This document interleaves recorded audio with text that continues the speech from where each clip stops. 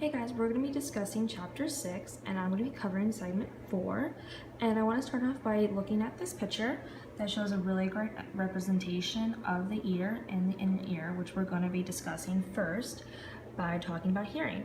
And I'm going to define every part of the ear that is discussed, and we have the outer ear, which is the visible part of the ear, which is right out here. If we can look here, yep.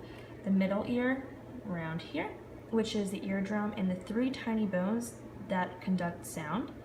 The ossicles are the three tiny bones in the middle of the ear that amplify the sounds. The malleus is attached to the eardrum and it picks up the vibrations from there and then transmits them to the incus. Then the incus in turn transmits the vibrations to the staples, and that leads to the inner ear. The inner ear is a tiny snail-shaped cochlea and some similar organs that are important for balance.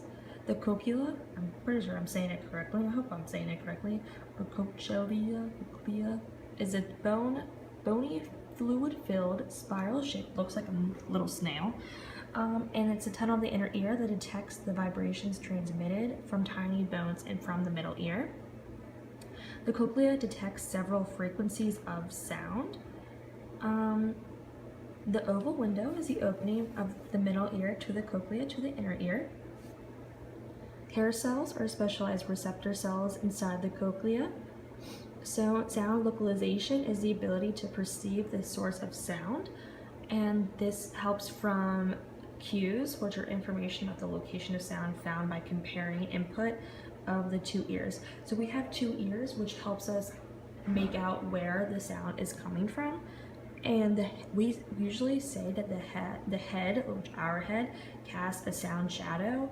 So the head absorbs some of the sound and it lessens the intensity of the sound on opposite sides of the sound source.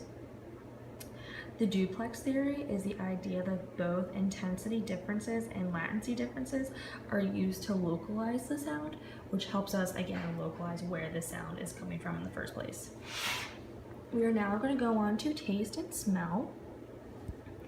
And when it comes to discussing taste and smell, our nose and tongue are extremely sensitive to all chemical detectors. Flavor is the combined stimulation provided to taste receptors in the mouth. Taste buds are a collection of 50 to 150 cells, and they support other cells on the surface of the tongue, back of mouth, and roof of the mouth. The taste pore is an opening in a taste bud on the surface of the tongue where chemicals in the mouth encounter the surface of taste receptor cells. Taste receptor cells, on the other hand, are cells on the surface of the tongue that produce taste. Receptor proteins, which actually detect one of the 5 tastes. A tastent is a chemical that encounters the taste receptor cell and excites it. We have 5 different tastes. We have sweet, sour, salty, and bitter. And umami are receptor proteins that respond to amino acids.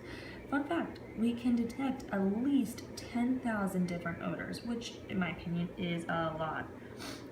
Olfactory receptor neurons are sensory neurons that detect odors and are found embedded in a sheet of cells lining the nose.